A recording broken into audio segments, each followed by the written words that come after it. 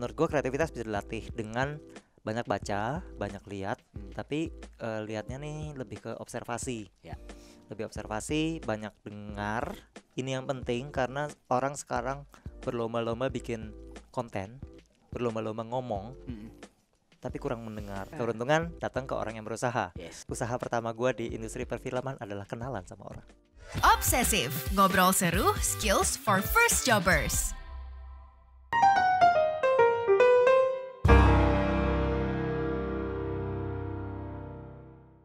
Halo Sobat Medio, selamat datang kembali di podcast Obsesif. Kembali kali ini bareng gue Gemi di segmen Let's Talk. Dan kali ini kita bakal bahas sesuatu yang menurut gue menarik banget. Kita akan bahas tentang personal growth. Ini topik yang buat gue sendiri, gue masih belajar. Mudah-mudahan teman-teman juga tertarik dengan topik personal growth ini. Nanti kita akan ada kedatangan satu tamu istimewa. Istimewa buat gue dan mungkin buat yang orang lain juga di luar sana. Nah, orang ini dia sahabat gue. Dia teman seangkatan gue di kampus. Jadi kita udah lama kenal. Sahabat-sahabat. Kalau bilang sahabat banget. Karena dia adalah saksi dari pernikahan saya. Jadi nah ini akan gue kasih hint orang ini siapa. Dia adalah seorang art director dari film, industri perfilman. Dan nggak cuma art director perfilman aja, tapi dia berkarir di dunia internasional di Hollywood. Maka dia adalah Teddy Setiawanko. Selamat datang Ted, welcome. Terima kasih, selamat siang semua Sobat Medio. Terima kasih sambutannya, Gemi. Masih kaku, nggak biasa ikut podcast. Awkward. Ini awkward karena biasanya kita ngomongin serius, kita ngomongin macam-macam masa lalu di kampus, ngomongin cewek dan lain-lain. Tapi kali ini khusus untuk Sobat Medio kita akan ngomong agak serius ya. Mudah-mudahan kita dapat insight banyak dari seorang Teddy Setiawan, seorang art director di industri perfilman dan sudah berkecimpung di film-film Hollywood. Nah, Ted, gue langsung tanya aja ya. Kita akan ngomongin personal growth. Mudah-mudahan ini nanti teman-teman banyak belajar dari pengalaman lu menavigasi karir sebagai seorang art director dari sebuah film. Mungkin pertanyaan basic gue karena gue juga tidak terlalu familiar. Sebenarnya kerjaan art director di sebuah produksi film itu apa sih?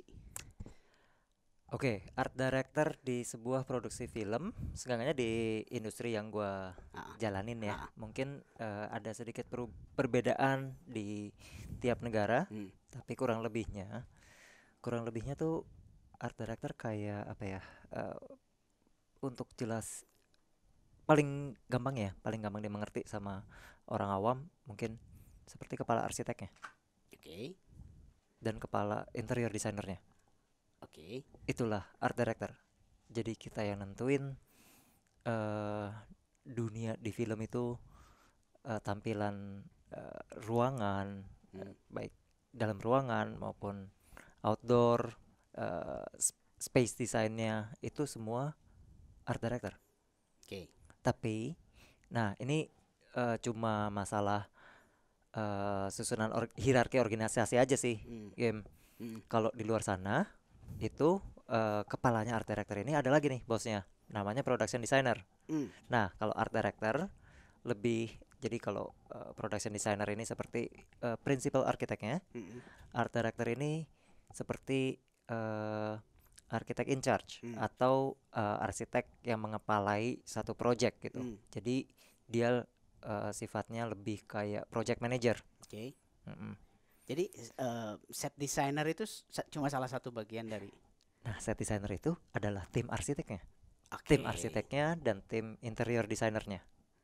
Jadi production designer itu yang mengkonsepkan. Nanti art director itu yang membuat konsep, menerjemahkan konsepnya jadi lebih jelas gitu ya. Terusnya nanti dibantu oleh tim set designer yang menggambar. Dan itu skopnya keseluruhan. Misalnya dari satu project film, skopnya itu keseluruhan cerita. Keseluruhan cerita. So you're creating basically the universe of the movie. Betul. Itulah kerjaan kami di art department ya bilangnya ya. Jadi production designer, art director, set designer itu semua kita ada di bawah satu art department. Terusnya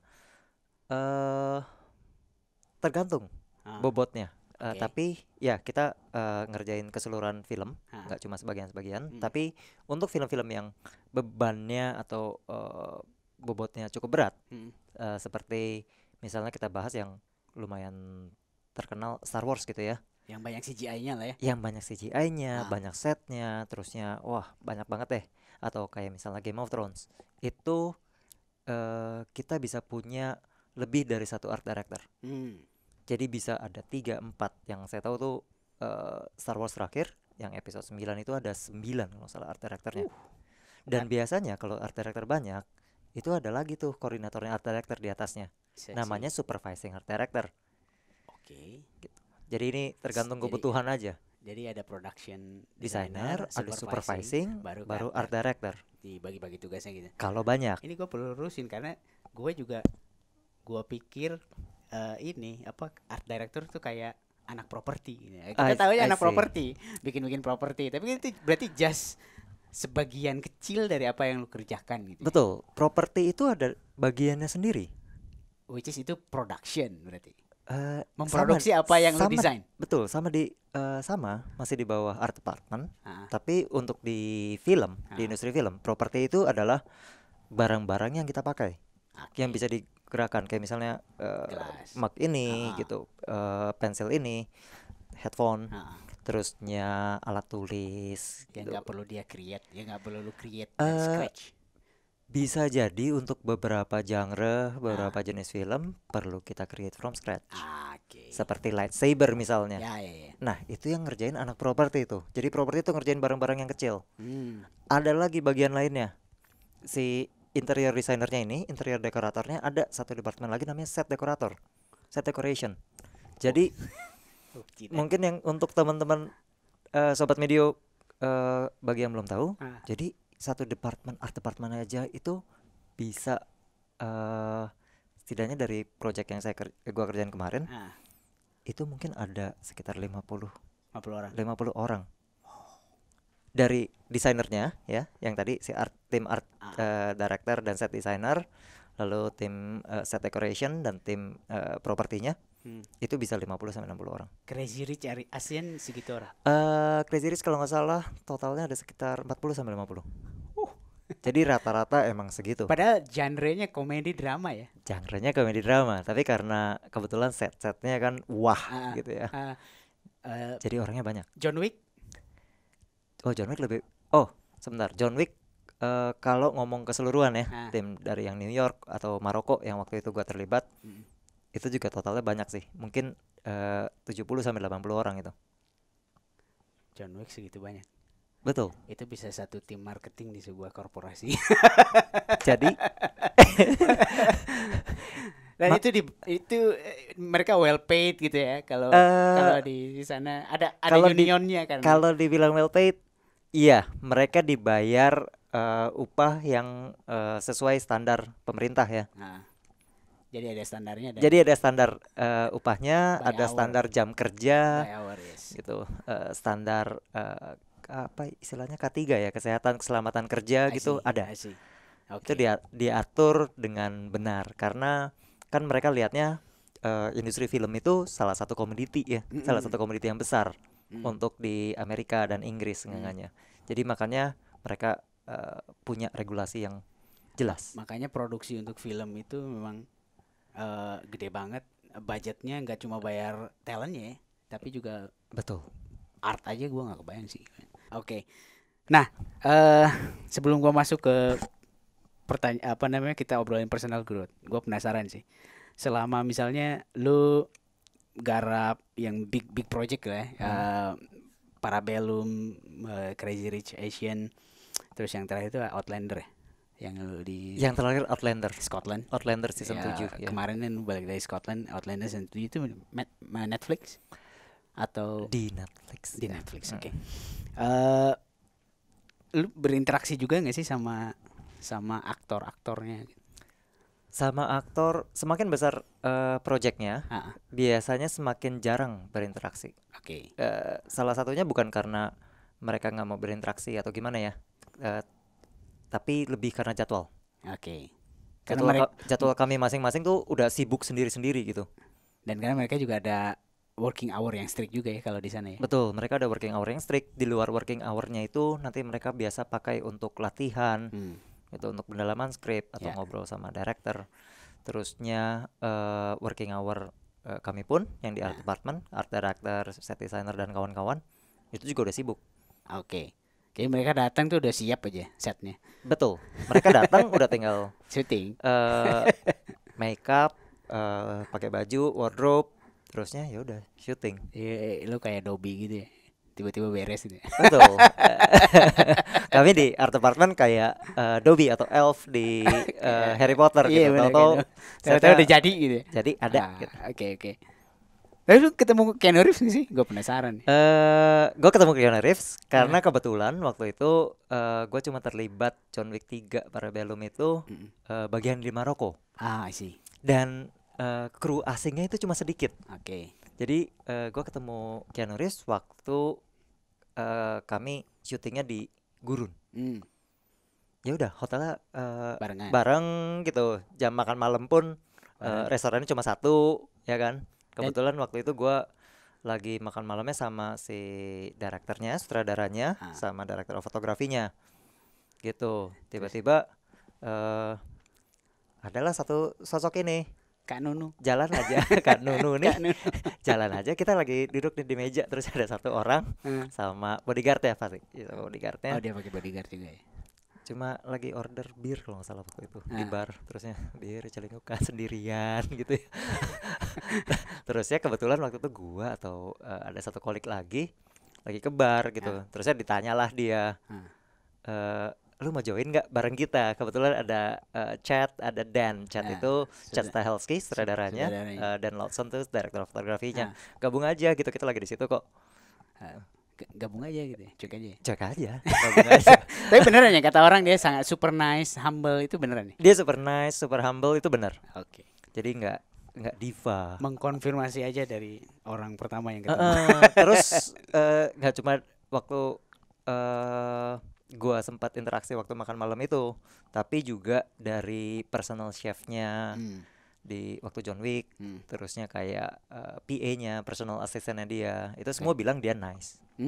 Oke. Confirm lah ya. Confirm. Oke. How did you start sebenarnya? Kan gue tahu gini, gue tahu lu kuliahnya apa. gue tahu lu pernah nyasar ke Tibet gitu, jadi pekerja hotel dan lain-lain gitu. So how did you start? Sebenarnya apa yang bikin lu pertama kali oke, this is it. Ini gue masuk sini, terus semesta melakukan apa terhadap lu gitu. How How did I start? Ya seperti yang tadi lu udah bilangnya game ya, sempat nyasar di hospitality industry, jadi hotelier. Itu berlangsung ya katakanlah habis lulus kuliah ya, langsung menyimpang. Waktu itu mikirnya aku nggak mau jadi desainer gitu, nggak ada prospeknya. Iya, nggak ada prospeknya nih di Indonesia jadi product designer di industri-industri yang cuma manufacturing dari luar. Terusnya ya udah. Tapi setelah di hampir tahun keempat sih di hotel itu, terusnya tiba-tiba ya gue mendapatkan pencerahan. Kok gue bosan banget ya, kayak udah nggak ada yang dipelajari gitu di industri ini. Balik lagi deh industri kreatif. Nah itu gue sempat lama menganggur karena gue nggak ada kontak apapun sama industri kreatif, nggak pernah punya network gitu. Iya. Tiba-tiba Kontaknya cuma kami angkatan lu yang nggak berguna ini kan? waktu itu belum ada teman-teman kita yang cukup sukses atau punya karir yang lagi naik gitu ya, atau punya bisnis yang menjanjikan. Belum ada. Pokoknya kita semua lagi baru mulai kerja. Lagi struggling. Betul, kita masih struggling, kita masih berjuang untuk nyari tempat kita di luar sana lah. Nah, terusnya tapi gue ketemu sama temen SD gue, temen lama, yang mana dia tuh kebetulan punya network IO. I see. Waktu gua cerita, oh iya gua lagi mau balik lagi ke industri kreatif nih. Gua cerita lah, oke gue bisa ini. Gue lagi mencari satu celah aja nih untuk balik. Nah akhirnya gue dikenalin lah ke IO ini, dan disitulah gue mulai otodidak belajar jadi exhibition designer. Exhibition design, oke. Bikin booth, bikin stand pameran, bikin panggung gitu. Nah dari situ fast forward lah ya, maju cepat, terusnya kenal sama senior kita kayak Motus, terusnya Kemal. Waktu itu mereka lagi ngerjain di Indonesia kalau lagi ada jalan sesama. sih, ya. Iya. Sama Arfan juga kan? Sama Arfan. okay. Tuh, sama teman kita lagi Arfan. Maaf, obrolan internal. Iya. Arfan itu satu teman kuliah kita yang udah lebih duluan nih masuk ke industri. Jalan sesama, ya? Betul, industri persyutingan ini, jalan sesama. Waktu itu. Jadi main ke studionya, oh, menarik banget nih. Nah, ya pokoknya serba kebetulan deh. Gue nggak bisa bohong kalau gue bilang oh ya ini karena gue kerja keras, gue rajin networking ini itu, tapi semua itu nggak akan ada artinya kalau nggak ada satu faktor keberuntungan ini. Ya, oke. Akhirnya gue kenalan sama seseorang namanya Tante Rini. Ya itu arsitek Unpar, lulusan arsitek Unpar yang bekerja sebagai art director untuk TV komersial, untuk iklan TV di sini. Akhirnya kita kenalan. Waktu itu kita kenalannya juga di acara Urban Sketching, Urban Sketcher yang sekarang di Indonesia kayaknya udah lumayan banyak nih. Dulu Motul kan? Dulu Motul, bareng Motul. Jadi kenalan, terus lo ngapain? Oh ya gue bikin set gitu. Oh oke. Jadi lu familiar gitu untuk apa set building segala macam. Akhirnya diajakin lah sama si Tanterin ini. Ya udah nanti kapan-kapan ikut deh. Gua syuting iklan gitu, lihat siapa tahu lu bisa bantu.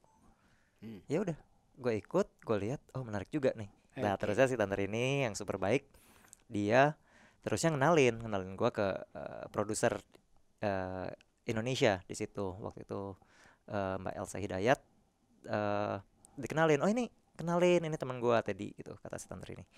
Dia juga backgroundnya set designer, cuma dia banyak ngedesainnya untuk exhibition gitu deh.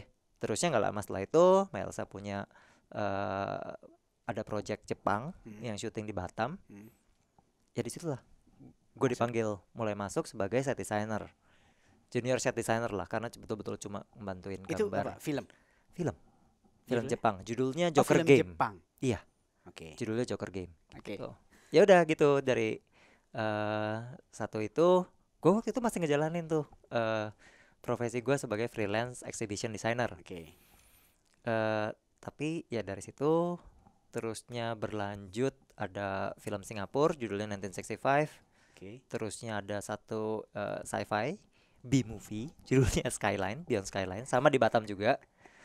Ya udah dari situ lanjut aja terus. Jadi gua nambah network lebih banyak, kenalan dengan kru-kru asing. Kebetulan kru-kru ini ternyata polanya itu adalah kalau mereka biasa syuting di luar, terutama Australia, New Zealand ya, dan mereka syutingnya di Asia Tenggara gitu, maka biasanya proyek-proyek Asia Tenggara itu mereka yang handle. Jadi gue kenalan dengan 1, 2, 3, itu ternyata mereka ada proyek lagi. Nanti mereka akan nyari kru-kru yang udah pernah kerja bareng, yang udah pernah belajar standar kerja mereka gimana, sistem kerja mereka gimana. Gak usah ngajarin lagi gitu. Gak usah ngajarin lagi. Lo join, lo bisa langsung mulai, istilahnya langsung lari lah. Jalan, nggak pakai jalan lagi, nggak pakai perkenalan, nggak pakai apa. Gitu. Sebentar, sebelum lebih jauh nih, menarik ceritanya. Sebelum lebih jauh tadi lu bilang banyak keberuntungan. Tapi kalau gue lihat ya Ted, semua keberuntungan itu datang karena lu mau ngejalanin gitu ya. Karena lu diajak sini mau gitu. Diminta ke sana mau gitu. Kan sebenarnya not necessary semuanya keberuntungan. Kalau buat gue sih enggak ya. Coba kalau lu nggak mau kan. Iya, mungkin kata kuncinya keberuntungan itu yang membantu ya, membantu melancarkan jalan. Karena lu mau nyoba gitu kan. Iya, kayaknya kata kuncinya di sini adalah willing aja gitu, kemauan ya kan. Misalnya dikenalin sama siapa, ayo gitu. Iya. Kan Itu. keberuntungan datang dari orang yang berusaha sebenarnya. Betul. Kan orang yang diam aja di rumah nggak mungkin dapat keberuntungan itu. Kalau di Iya. rumah terus kan nggak mungkin lu dapat keberuntungan itu kan. Betul, gue juga ngerasa sekecil apapun usahanya ya, Ah, kayak tadi lu bilang, keberuntungan itu datang ke orang yang mau berusaha. ah, Bahkan ketika usaha itu cuma sekedar lu keluar rumah, ah. kenalan sama orang. Exactly. Nah, di situ yang satu nih, soft skill yang gue belajar banget waktu di industri perhotelan adalah itu. people skill. Yes. Gitu ya udah, Gemi kenal banget gue dari zaman kuliah. Gue waktu zaman kuliah nggak kayak gini. Gue yang bisa, gue kalau nggak suka orang udah blas, nggak suka gitu. Gak semua orang bisa berteman sama Teddy. Betul, gue itu udah anak seni rupa gitu ya. Aduh, gue sebel banget deh, ngapain sih gitu, males banget kenalan sama orang ini. Tapi semua itu berubah setelah gue kerja di industri perhotelan gitu. Jadi seolah-olah memaksa diri gue untuk memperbaiki gitu ya, mengubah karakter yang malas kenalan sama orang gitu ya, yang nggak terlalu sosial. Gue masih nggak terlalu sosial sampai sekarang, tapi seenggaknya gue bisa lebih ramah ke orang, gue bisa kenalan dengan siapapun, gue bisa Gue melihat perubahan itu. gue bisa menjalin network gitu dengan orang-orang, menjalin hubungan baik lah seenggaknya. Gitu. Jadi ya mungkin betul kayak yang lo bilang ya, keberuntungan datang ke orang yang berusaha. Walaupun usahanya sekecil apapun itu usahanya. Jadi gue tapi benar sih, itu tadi usaha pertama gue di industri perfilman adalah kenalan sama orang. Oke. Tapi ya kalau kita stay a bit longer di situ, karena ini how do we start itu menurut gue penting ya, buat sobat media yang mungkin gimana sih gue pengen jadi punya karir kayak Teddy gitu. Terus how do we start? Tadi basicnya kan lu belajar product design kan ya. Betul. Makanya lu bisa bikin set design, makanya gue bisa gambar, bisa pakai 3D, segala software 3D gambar, software. ya 3D software gitu, punya dasar-dasar menggambar teknik yang ternyata diperlukan di industri film luar negeri itu. Kemampuan gambar sangat-sangat teknikal. Makanya tadi gue bikin perumpamaannya kayak arsitek dan kayak interior designer adalah karena lu harus bisa menggambar teknik.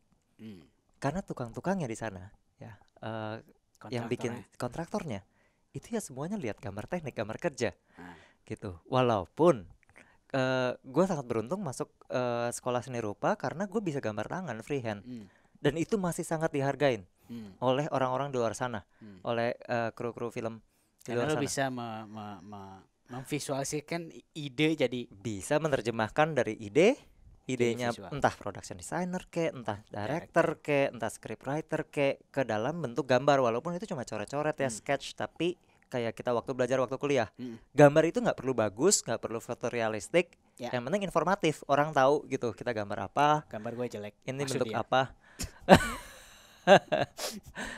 Gitu. Nah tadi ngomong-ngomong soal gimana sih kalau ada yang pengen informasi berkarir. Untuk sobat medio yang butuh informasi, pengen berkarir, gue selalu membuka diri, silakan kontak gue. Nanti gue kasih deh informasinya.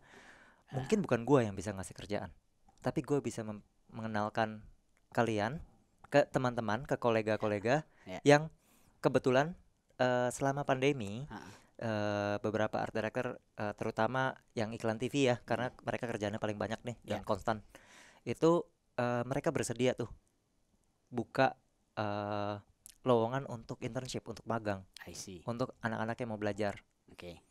Cuma ya itu, ini satu mimpi gue nih yang belum kecapean nih. Satu mimpi dan rencana jangka pendek. Gue tuh mau bikin pelatihan kecil-kecilan aja, mungkin cuma 1-2 orang gitu, untuk hard skill yang perlu dipelajarin. Tadi ya? Iya, hard skill gambar atau sekedar pengetahuan gitu, apa yang diperlukan untuk mulai ke jalur ke industri ini, supaya nanti gue kepikirnya kalau gue udah kasih training dan bekal yang lumayan, mereka bisa magang nih di siapapun di Indonesia.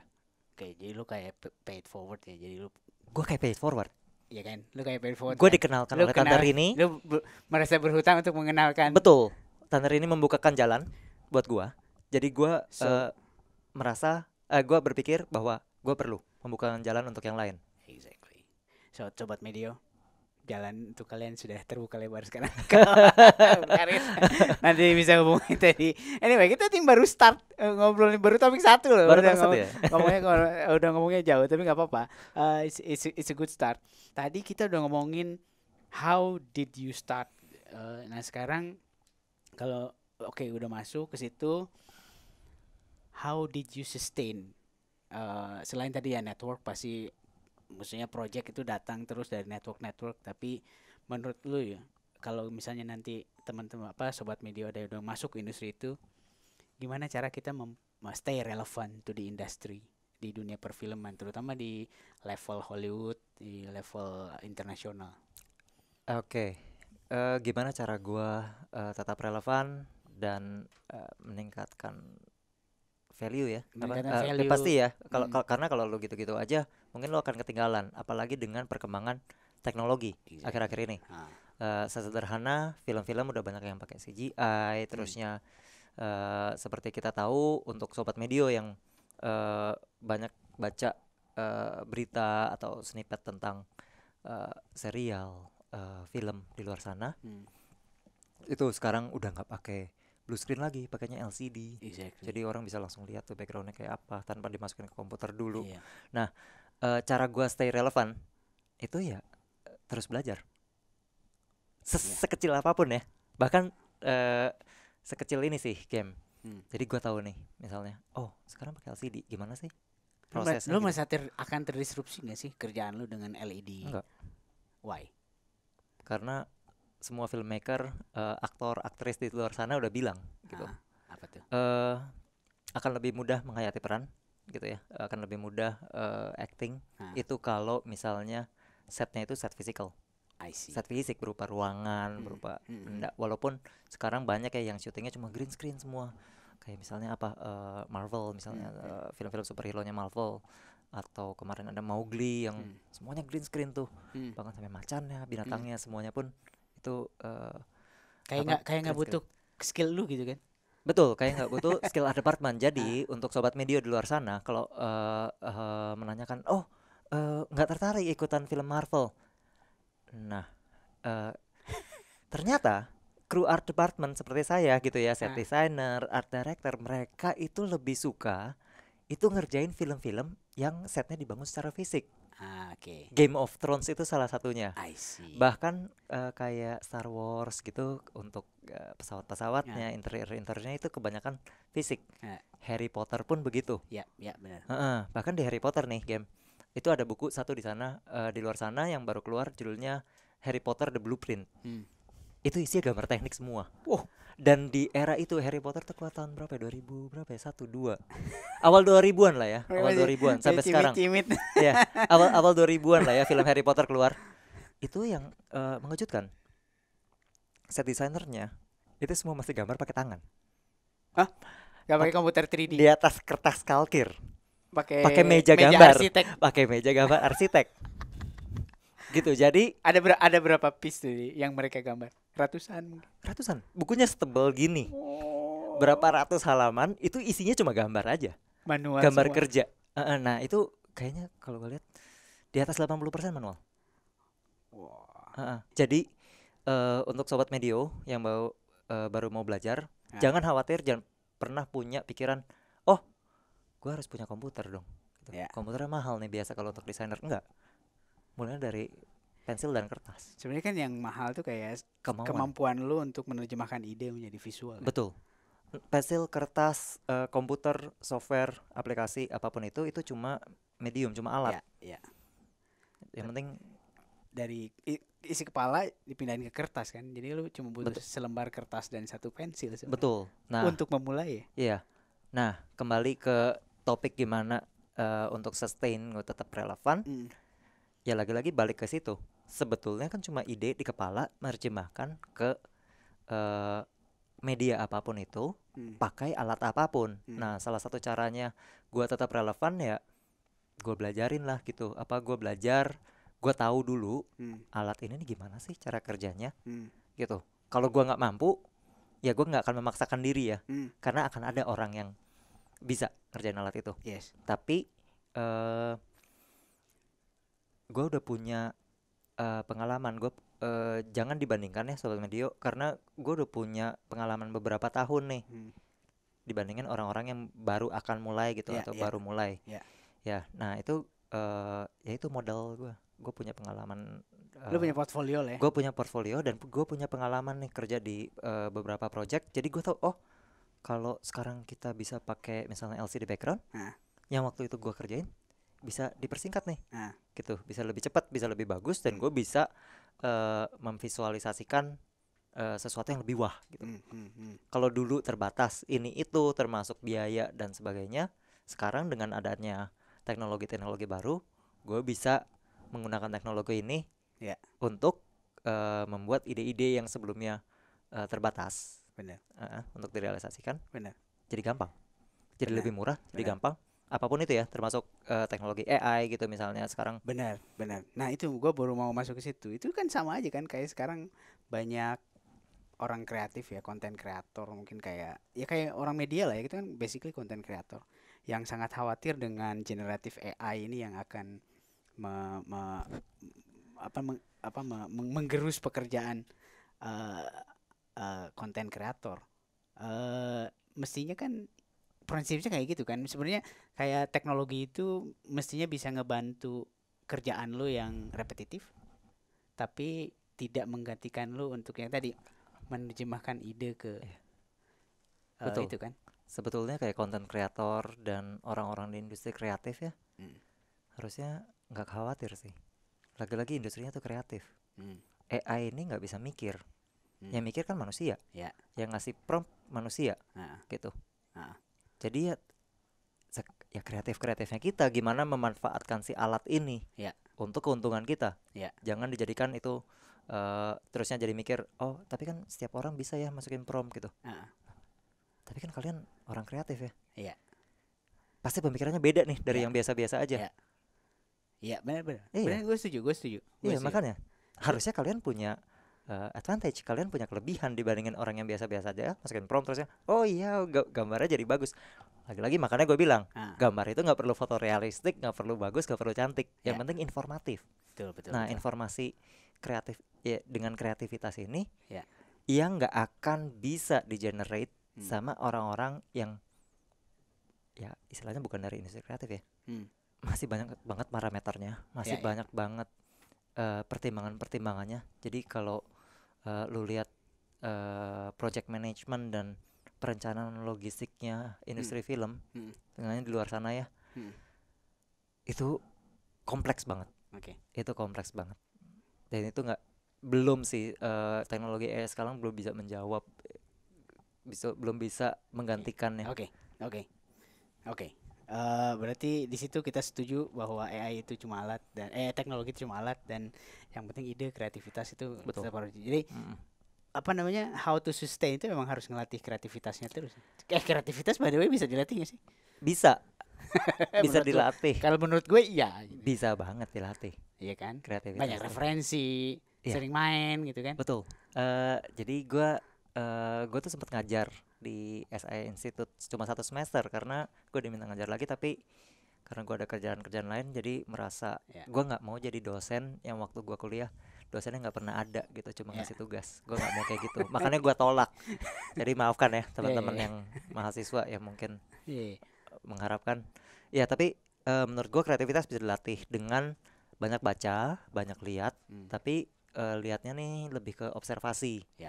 Lebih observasi, banyak dengar. Ini yang penting karena orang sekarang berlomba-lomba bikin konten, berlomba-lomba ngomong, tapi kurang mendengar. Benar. Jadi banyak observasi, banyak dengar, ngobrol dalam bentuk diskusi gitu. Terusnya dari situ nanti kreativitas tuh muncul, terutama kalau lu dihadapkan dengan keterbatasan sih. Kalau mentok itu biasanya muncul. Kalau mentok justru makin kreatif gitu. Makin banyak constraints-nya, makin banyak batasannya. Itu otak nih dipicu nih untuk mikir gimana ya diapainnya gitu. Nah, makanya tadi gue bilang Indonesia ini nggak kalah secara skill. Iya, benar. Dan Indonesia ini sangat kreatif, terbukti dari kalimat gini deh. Oh, diakalin gini aja deh. Sering kan Iya, iya, lu, bener, sering bener. kan lu denger ya Bener, orang bener. Indonesia bilang, "Oh, ini bisa deh diakalin kayak gini." Hah. Banyak yang orang-orang di luar sana dari negara dunia pertama ya, dari Hah. negara barat itu, bahkan Singapura pun mereka tuh nggak kepikiran gitu. Ah, ya? Ada solusi-solusi Iya. yang kayak ngakalin ini Heeh. yang bisa dilakuin untuk memecahkan satu masalah. Nggak kepikiran. Itu semua orang Indonesia aja gitu. Nggak cuma orang Indonesia aja ya. Gue nggak bilang cuma orang Indonesia aja, tapi mungkin karena Indonesia Banyak di masalah. Indonesia banyak masalah, banyak keterbatasan Ya, ya, ya. gitu. Jadi kita terbiasa untuk melatih diri kita gimana sih caranya untuk mecahin ini. Lu cari Betul, betul, betul. jalan keluar. Iya, kalau di Singapura akan milihnya, oh cara menyelesaikan masalah ini ya berarti kita harus keluar duit sekian, bayar ini, baru bisa gitu. Sementara orang Indonesia ya kita kalau bisa jangan keluar duit lagi. Betul. Makanya jadi lebih kreatif Ya, ya, ya benar. gitu. Nah, by the way karena lu bahas itu, menurut lu pengalaman lu kerja di beberapa project di luar negeri yang jadi kekuatan lu dibanding talent-talent internasional lain apa sih? Yang mungkin teman-teman bisa belajar kira-kira kekuatan lu apa ya? Apa yang bisa bikin lu tetap relevan selama ini? Maksudnya kayaknya lu nggak pernah kekurangan project nih, Ted. Lu kerja mulu gitu. Scotland kadang-kadang kemana gitu. Tetap relevan.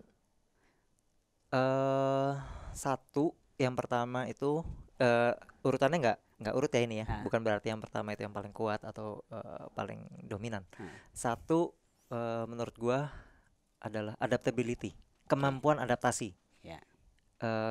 Gue bisa self proclaim, bisa bilang gitu ya, cukup dengan cukup yakin bahwa gua sangat mudah beradaptasi dimanapun gue kerja, dengan siapapun, proyeknya apapun. Oke. Gitu. Ini baik lingkungan fisik maupun secara budaya ya, jadi orangnya maupun tempatnya. Tuh, itu satu. Kedua adalah ya ini masih berkaitan dengan yang tadi, sustaining untuk bisa tetap jadi relevan. Gua banyak baca, banyak nonton, banyak mendengarkan, banyak observasi. Jadi kalau gua jalan-jalan itu, kalau gua lagi ada project terus saya jalan-jalan, itu foto jalan-jalan gue itu nggak gue foto di mana gitu. Jadi gue jarang banget tuh punya Nggak foto selfie. sendiri di mana ya, selfie gue lagi di mana gitu, jarang banget. Gue yang gue foto adalah bangunan-bangunan yang jelek gitu, terus ya kayak oh pintu-pintunya lucu gitu. Jadi gue punya foto pintu gitu, jendela, Itu buat atau referensi. betul tembok lumutan gitu. Gue banyak banget tuh referensi-referensi kayak gitu, kabel semrawut gitu. Ah, itu kepake di kerja. Kepake banget. Oke. Kepake banget. Oke. Nggak cuma itu, terus satu lagi. Jadi ya itu tadi, kemampuan observasi harus tetap diasah. Itu kayak kemarin Outlander itu settingannya di Scotland sama di Amerika di tahun 1800-an. Nah dari situ ya itu kemampuan observasi entah gimana ya. Jadi lu sering lihat gitu, terusnya merhatiin secara nggak sadar ataupun secara sadar, terusnya itu jadi bekal. Ya. Pas ngerjain sesuatu, oh iya gua tahu nih ini nih kira-kira begini bentukannya. Terusnya tentunya ya nggak lu nggak harus jadi manusia super yang punya memori super, didukung oh ya ada tuh yang kayak gitu, nanti lu tanya ke kolik lu, biasanya ada buku tuh reference. Kita biasa selalu beli banyak buku untuk reference. Referensi terutama Tapi untuk cerita-cerita historical. betul, terutama untuk cerita-cerita historical. Tapi kan lu harus punya modalnya. Lu harus tahu tuh Oke. ini benar, ini enggak. Kayak gini deh, segampang modal gini deh. Lu bikin cerita tentang Indonesia di Jawa gitu. Terus ya, tapi lu pakainya arsitektur Minang. Itu udah off. Ngaco. Betul, ngaco. Tapi kalau lu punya pikiran, oh Jawanya mana nih gitu. Ya. Tahun berapa? Pertama Jawa mana, tahun berapa gitu. Baru lu bisa menerjemahkan. Ya. Kayak misalnya Jawa Tengah gitu, tahun 1800-an, 1900-an. Oke, Jawa Tengah, Jogja dan sekitarnya Jawa Tengah gitu. Oh ya, rumah Joglo gitu. Ya. Nah, baru lu cari reference tambahan. Oke. Kalau gue juga kayak gitu. Oke. Makanya karena gue dan waktu itu satu kru Maroko, kami tuh sempat gemes. Kalau lu pernah baca nih film-film Hollywood tuh, kalau menvisualisasikan Meksiko atau negara dunia ketiga gitu selalu kuning, berdebu dan sebagainya. Karena itu itu yang ada di kepala mereka ternyata. Iya benar. Mereka tuh nggak, oke ini PR untuk pemerintah Indonesia, untuk yang eh, Kementerian Pariwisata Iya. dan entah siapa lagi, tapi mereka tuh nggak punya ide Indonesia tuh kayak apa sih, Jakarta tuh kayak apa gitu. Membranding negara Iya, kita. membranding negara kita itu. Karena terakhir kan lu lihat di serial HBO ya, Jakarta seperti itu. Jakarta seperti itu, Ah, iya. Last oh, of Us Last ya. of Us kan. Iya, Last of Us. Padahal nggak gitu gitu. Padahal nggak gitu. Sama seperti waktu gua nonton, karena ini tadi gua ngobrolnya sama kru Maroko kan. Ah. Nonton salah satu Mission Impossible, penggambaran Marrakesh. Ah. Digambarkan gurun pasir gitu. Wah, kayaknya miskin. Enggak, Marrakesh nggak seperti itu. Makanya kita suka sebel sama penggambaran orang-orang dari negara barat ke negara-negara yang mereka nggak familiar gitu. Mereka nggak riset atau gimana? Apa itu seleranya? Itu seleranya Oke. aja. Itu Nggak adalah mungkin nggak riset. persepsi mereka ke kita. Oke. Lebih menjual yang gitu-gitu. Oke. Lebih eksotis, lebih lebih Oke. Islam. Oke. Gitu. Tapi itu tadi jadi Oke. satu kemampuan adaptasi. Kedua adalah Observasi. observasi. Ya maksudnya pengetahuan umum aja Nah. secara keseluruhan. Selalu mengupdate wacana. Mm. Wawasan wacana. Mm-mm. Oke. Waktu kita udah habis. Oke. Jadi sebelum kita tutup, apa pesan lu buat sobat medio yang mau terutama tadi yang gue mau berkarir kayak Teddy nih, gue bisa kerja di Hollywood dan lain-lain. Oke, untuk sobat medio yang mungkin tertarik, entah sekarang udah bekerja atau masih kuliah, itu satu, nggak pernah ada kata terlambat. Dua, seperti tadi Gemi udah ingatkan ke gue bahwa mau berusaha. Ini klise ya, kata mau berusaha nih, tapi Suka lupa. betul, tapi powerful banget Ya. kemauan ini. Jadi nggak ada kata terlambat, mau berusaha. Ketiga, ini adalah soft skill yang selalu gue pegang, itu punya integritas. Integritas nih, definisi mudahnya adalah kalian berbuat baik tanpa ada yang lihat. Karena integritas ini nanti kalau gue terjemahkan satu-satu, kok gue mau yang jujur, pekerja keras gitu, nggak perlu. Ini bisa dirangkum dalam punya integritas. Ya. Itu akan masuk di dalamnya ada jujur, kayak tepat waktu, Ya. kerja keras, Disiplin. itu udah ada di dalam sini semua, dalam integritas. Hmm. Itu semuanya soft skill. Karena Gue adalah orang yang percaya hard skill seperti kemampuan gambar segala macam bisa dibelajarin, dan nggak pernah ada kata terlambat. Tadi gue cerita ke Gemi, ada teman gue kerja di Citibank, umurnya 32 atau 33. Waktu itu Game of Thrones baru mulai, dia mulai sebagai office girl. Kalau di sini di Indonesia sebagai OB atau office girl. Dia baru mulai di usia di 32 atau 33, dari awal lagi. Sedangkan dia udah punya karir. Jadi nggak pernah ada kata terlambat tuh selama kalian mau belajar. Jangan segan-segan untuk kontak orang-orang yang bisa ngasih lu ilmu, referensi, network, bahkan jalan sekedar info. Ya. Gitu. Dan ya gue berusaha sih, walaupun mungkin nggak 100% ya bisa membukakan jalan, tapi gue selalu berusaha sengaja untuk oke, nanti gue kenalin gitu, atau gue kasih tahu kalau ada info. Itu salah satu kelemahan orang Indonesia adalah suka malu-malu untuk mengontak, padahal orangnya pasti mau bantuin ya kalau dikontak. Betul. Dan mengontak kayak tadi, people skill ini, kemampuan komunikasi juga penting. Betul.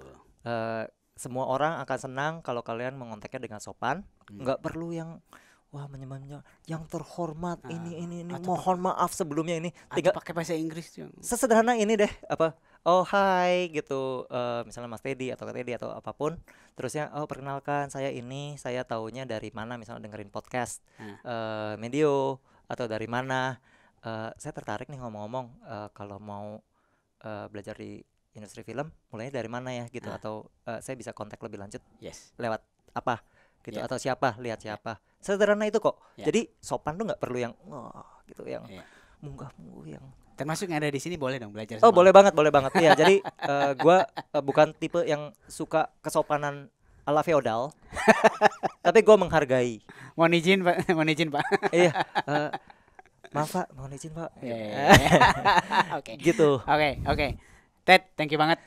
Thank you Gaming. Waktunya masih banyak sebenarnya yang tadi kita pengen obrolin tapi waktunya nggak cukup. Mungkin kita bisa nyambung lagi atau mungkin nanti bisa ngobrol sama Teddy, mungkin bisa di kolom komen atau di sosial medianya Teddy dan lain-lain. Tapi yang pasti jangan lupa follow sosial medianya Medio di Instagram, Twitter, TikTok, LinkedIn di @medio by KG Media dan juga channel YouTube kita di Medio by KG Media. Tonton, tulis komen. Kalau mau tanya ke Teddy bisa langsung juga di situ di komen. Dan semoga bermanfaat, semoga kalian bisa membangun personal growth dan lebih terarah dan lebih pede untuk menunjukkan talent kalian kayak Teddy temen gue. Dan terima kasih, thank you Ted. Thank you Game.